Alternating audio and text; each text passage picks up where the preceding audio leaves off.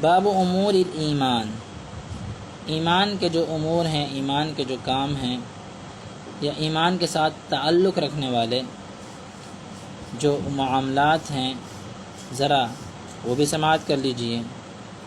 وقول اللہ تعالی، اللہ تعالیٰ کا فرمان ہے۔ اب دیکھیں یہاں بھی امام بخاری رحمہ اللہ وہ قرآن کی آیت پہلے لے کے آ رہے ہیں۔ لیس البر ان تولوا، نیکی یہ نہیں ہے ان تولوا وجوہکم کہ تم اپنے چہروں کو پھیر لو، قبل المشرق والمغرب، مشرق کی جانب اور مغرب کی جانب۔ مطلب نیکی یہی نہیں ہے، سمجھیے بات کو، نیکی صرف یہی نہیں ہے، نیکی یہ ہے لیکن صرف یہ نہیں ہے، بلکہ کیا ہے اصل؟ ولکن البر، اصل نیکی تو یہ ہے من آمن باللہ، جو اللہ تعالیٰ کی ذات پہ ایمان لے کے آئے، والیوم الآخر، آخرت کے دن پر ایمان لے کے آئے، والملائکہ، فرشتوں پر ایمان لانا اصل نیکی ہے، والکتاب، کتاب پر ایمان لانا اصل نیکی ہے، قرآن حکیم پر ایمان لانا، اور آسمانی نازل ہونے والی جتنی بھی کتابیں ہیں ان تمام پر، صحیفوں پر ایمان لے کے آنا، والنبیین، تمام انبیاء پر ایمان لے کے آنا، وآت المال علی حبہ ذوی القربى، اور رشتہ داروں کو، ذوی القربى، رشتہ داروں کو مال دینا، علی حبہ، اس کے اندر دو باتیں شامل ہو سکتی ہیں، یا تو علی حبہ کی ضمیر اگر مال کی طرف، کیونکہ قریب مرجع مال ہے زیادہ یہی مناسب ہوتی ہے، لیکن کچھ کہتے ہیں کہ اس ضمیر کا جو مرجع ہے وہ پیچھے اللہ کی طرف بھی لوٹ رہا ہے، لفظ اللہ کی طرف۔ وآت المال علی حبہ، وہ اس طرح ترجمہ کرتے ہیں کہ اللہ کی محبت کے مطابق جو ہے مال دو، لیکن جب علی آ جائے تو علی برخلاف کا حکم دے جاتا ہے، اس لیے صحیح بات یہی ہے کہ یہاں ہی ضمیر جو ہے وہ مال کی طرف لوٹے گی۔ وآت المال، اور تم مال دو، علی حبہ، اس مال کی محبت کے باوجود، یہ مال تمہیں جتنا بھی محبوب ہو، تمہیں اس کے باوجود اس کی محبت کو ٹھکراتے ہوئے، مطلب ذوی القربى، تمہیں رشتہ داروں کو مال دینا پڑے گا، والیتامى، یتیموں کو مال دینا پڑے گا، والمساکین، مسکینوں کو مال دینا پڑے گا، وابن السبیل، مسافروں کو بھی مال دینا پڑے گا، والسائلین، سوال کرنے والے ان کو بھی مال دینا پڑے گا، اور پھر رقاب، اور جو قیدی ہیں، غلام ہیں، ان کی گردنوں کے چھڑانے میں بھی تمہیں مال دینا پڑے گا۔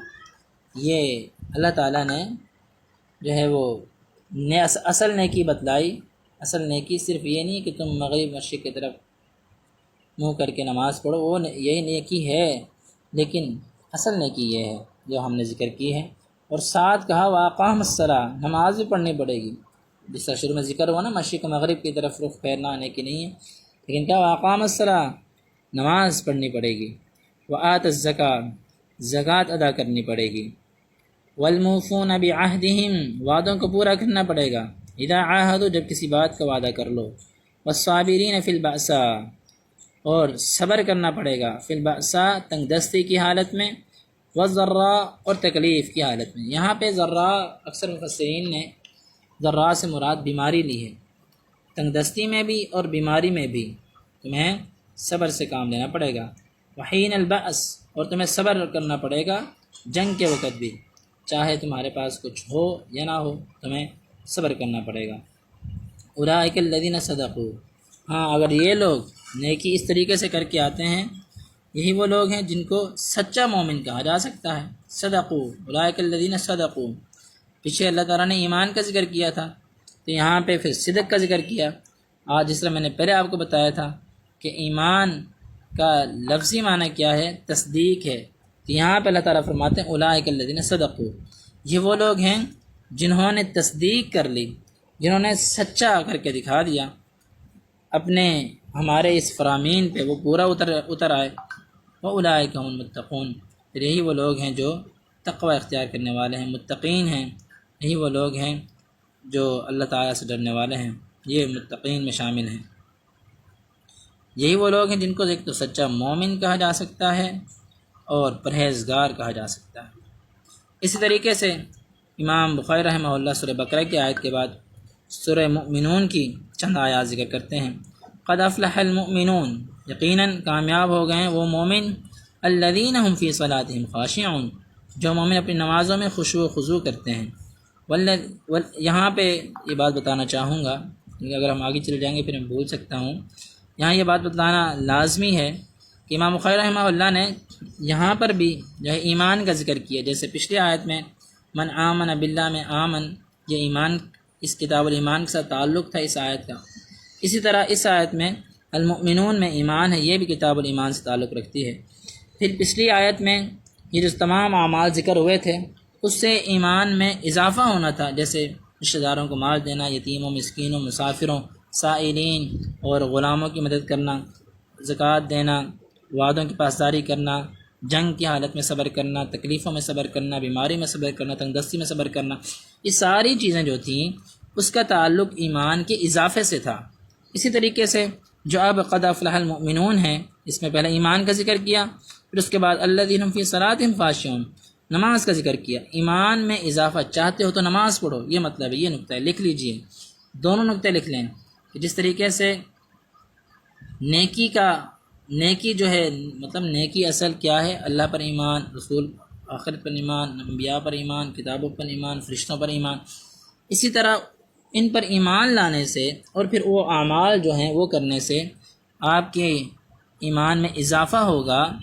ایسے ہی اگر آپ ان پر ایمان نہیں لے کے آتے اور یا تو ایمان لے آئے ہو لیکن وہ اعمال نہیں کرتے جو یتیموں، مسکینوں، مسافروں کے ساتھ مال کے حساب سے تھا اور آپ کی ذات کے ساتھ نماز کے حساب سے تھا، وعدوں کی پاسداری کے حساب سے تھا، زکوٰۃ کے ساتھ، اگر آپ یہ نہیں کرتے تو پھر آپ کے ایمان میں آہستہ آہستہ کمی آنا شروع ہو جائے گی۔ یہ نقطہ درج کر لیجئے۔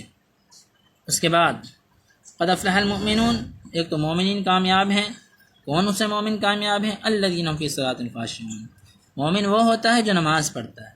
پھر امام بخاری فرماتے نہیں صرف وہ نہیں نماز، بلکہ نماز میں خشوع و خضوع کرتا ہے، وہ مومن کامیاب ہوتا ہے۔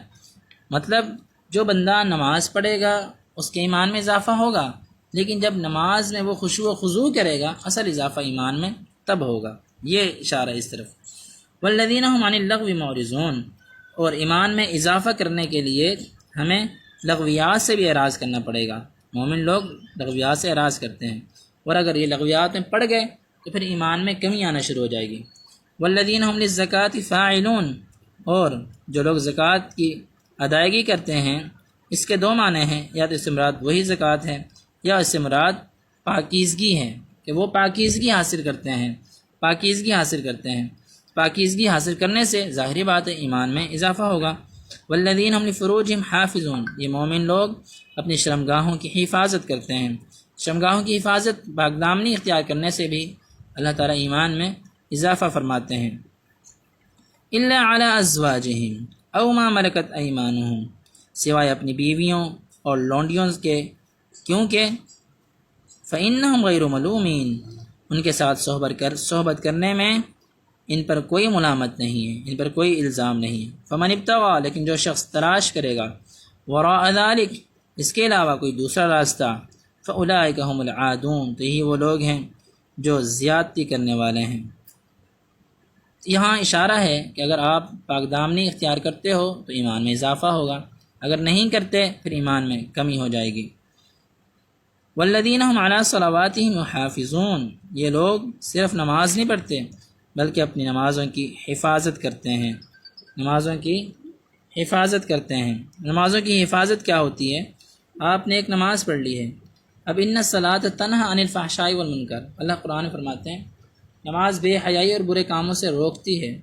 اب آپ کے ذمے ہیں کہ آپ اپنی نماز کی حفاظت کریں۔ وہ کیسے کریں گے؟ نماز کی حفاظت، نماز کے اجر کی حفاظت، کہ آپ کی نماز ایسی ہو کہ آپ جب گھر سے باہر نکلیں، مسجد سے باہر نکلیں، نفل نماز پڑھ کے نکلیں، فرض نماز پڑھ کے نکلیں، تو آپ کو باہر کی جو بے حیائیاں ہیں اور منکرات ہیں وہ اپنی طرف مائل نہ کر سکیں، یا آپ ان کی طرف مائل نہ ہو جائیں۔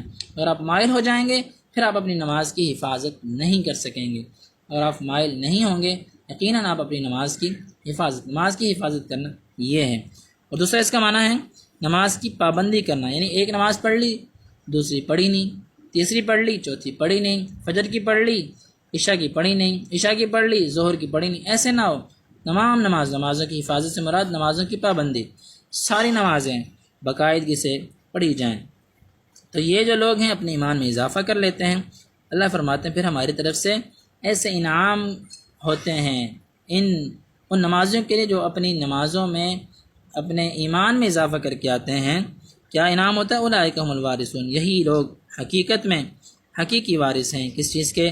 الذین یرثون الفردوس، یہ لوگ جنت الفردوس کے وارث ہیں، ہم فیہا خالدون، یہ اس جنت الفردوس میں پھر ہمیشہ ہمیشہ کے لیے ٹھہرنے اور رہنے والے ہیں۔ یہ امام بخاری ایمان کے کچھ کام ذکر کر رہے تھے، ایمان کے کچھ معاملات اور امور کا یہاں ہمارے سامنے تذکرہ کر رہے تھے۔ ایمان بڑھتا بھی ہے، ایمان گھٹتا بھی ہے، اسی پر دلائل دے رہے ہیں۔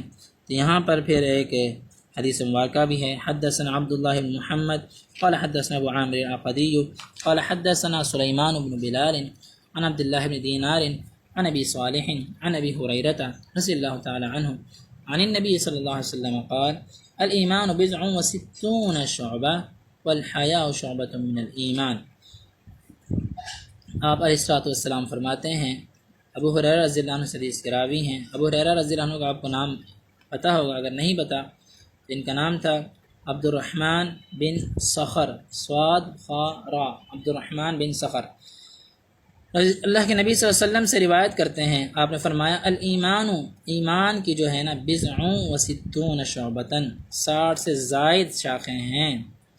یہاں پہ لفظ بضع آیا ہے، بضع جو ہے نا یہ 3 سے اوپر کے لیے استعمال ہوتا ہے، 3 سے اوپر مطلب 63 سے اوپر شاخیں، اور یہ 69 تک جاتا ہے، 69 9 تک، 3 سے لے کر 9 تک کا اطلاق بضع یا بضعۃ کے اندر آتا ہے۔ یہاں پہ الایمان بضع و ستون شعبہ سے مراد ایمان کی 60 سے زائد شاخیں، مطلب 63 سے بھی زائد شاخیں ہیں۔ والحیاء شعبۃ من الایمان، اور حیا جو ہے یہ بھی ایمان کا ہی ایک حصہ ہے، یہ بھی ایمان کی ایک شاخ ہے۔ یہاں پر امام بخاری رحمہ اللہ رحمۃ واسعہ حدیث جو لے کے آئے ہیں وہ لے کے آئے ہیں حیا کے متعلق، کہ حیا ایمان کی شاخوں میں سے ایک شاخ ہے۔ کیوں؟ بتلانا چاہتے ہیں کہ اگر آپ چاہتے ہیں کہ آپ کے ایمان میں اضافہ ہو تو آپ کے اندر حیا ہونی چاہیے، یہ ایک ایمان میں اضافے کے لیے ایک بہترین عمل ہے۔ پر اگر آپ حیا کو کھو بیٹھتے ہو تو یقیناً آپ آہستہ آہستہ اپنے ایمان کو کھو رہے ہو۔ آپ کی حدیث یاد ہوگی، ایک اللہ کے نبی صلی اللہ علیہ وسلم نے فرمایا تھا اذا لم تستحی فاصنع ما شئت، جب تیرے اندر حیا نہ رہے نا پھر تو جو کچھ چاہے مرضی کر۔ مطلب کیا مطلب اس حدیث کا؟ پھر جو چاہے مرضی کر، پھر انسان گناہوں کی دلدل میں ڈوبنا شروع ہو جاتا ہے۔ تو جو شخص گناہوں کی دلدل میں ڈوبتا ہے پھر وہ شخص آہستہ آہستہ ایمان سے بھی دور ہوتا ہوتا ایمان سے ہی نکل جاتا ہے۔ اس لیے ہمیں حیا کو لازمی اپنانا چاہیے۔ والحیاء شعبۃ من الایمان، حیا کیا ہے؟ حیا شرم ہے۔ حیا کیا ہے؟ حیا اللہ سے حیا کیا ہے؟ اللہ سے حیا یہ ہے کہ آپ اللہ کی حرام کردہ چیزوں کے قریب بھی مت جاؤ۔ رسول اللہ صلی اللہ علیہ وسلم سے حیا کیا ہے؟ آپ علیہ السلام کے احکامات کے مطابق اپنی زندگی بسر کرو۔ اسی طریقے سے معاشرے میں حیا کیا ہے؟ اپنی نگاہوں کو جھکا کر رکھو۔ اسی طریقے سے معاشرتی اور معیشتی طور پہ حیا کیا ہے؟ کہ آپ سود سے بچو۔ حیا کی 60 الایمان بضع و ستون شعبہ، ایمان کی 60 شاخیں ہیں، اور پھر ان 60 شاخوں میں سے مطلب 60 سے زائد شاخیں، 63 سے 69 تک، 60 سے زائد شاخوں میں حیا کا اسپیشل ذکر کرنا، اس بات کی طرف اشارہ، یہ بڑا اہم نقطہ ہے۔ اللہ کے نبی صلی اللہ علیہ وسلم نے 60 شاخیں کہی ہیں، لیکن اسپیشل جس شاخ کا ذکر کیا وہ حیا ہے۔ یہ ہمارے سامنے ایک نقطہ ابھر کے آتا ہے کہ محسوس اور معلوم ہوتا ہے کہ اللہ کے نبی صلی اللہ علیہ وسلم کو تمام شاخوں میں حیا بہت زیادہ محبوب تھی، اس لیے ہمیں حیا اپنانی چاہیے۔ صحابیہ فرماتی ہیں اللہ کے نبی صلی اللہ علیہ وسلم ایک کنواری لڑکی سے بھی زیادہ جو ہے وہ حیا کرنے والے تھے۔ جب اللہ کے نبی صلی اللہ علیہ وسلم اتنی حیا کیا کرتے تھے، پھر جو کنواری لڑکیاں ہیں سوچو ان کو کتنی حیا کرنی چاہیے۔ آج ہمارے معاشرے میں اس حیا کا بڑا ہی فقدان ہے۔ یہ بہت ہی زیادہ اہم نقطہ ہے کہ 60 شاخوں کا ذکر کرنا، لیکن اس میں صرف ایک چیز بتانا، باقی چیزوں کا ذکر نہ کرنا۔ معلوم ہوتا ہے کہ اگر جو شخص اس ایک چیز کو اپنا لے گا وہ انشاءاللہ حیا کی تمام شاخوں کو اپنا سکتا ہے۔ یہ بھی اس بات کی طرف اشارہ ہے۔ والحیاء شعبۃ من الایمان۔ یہ تمام نکات آپ لکھ لیجئے۔ اللہ رب العزت مجھے اور آپ کو اس پر عمل کرنے کی توفیق عطا فرمائے۔ آج ہم انشاءاللہ یہیں تک پڑھیں گے، کل اگلے باب سے المسلم من سلم المسلمون من لسانہ ویدہ وہاں سے سٹارٹ کریں گے۔ اللہ تعالیٰ عمل کی توفیق عطا فرمائے۔ اقول قولی ھذا استغفر اللہ لی ولکم ولسائر المسلمین وآخر دعوانا ان الحمد للہ رب العالمین۔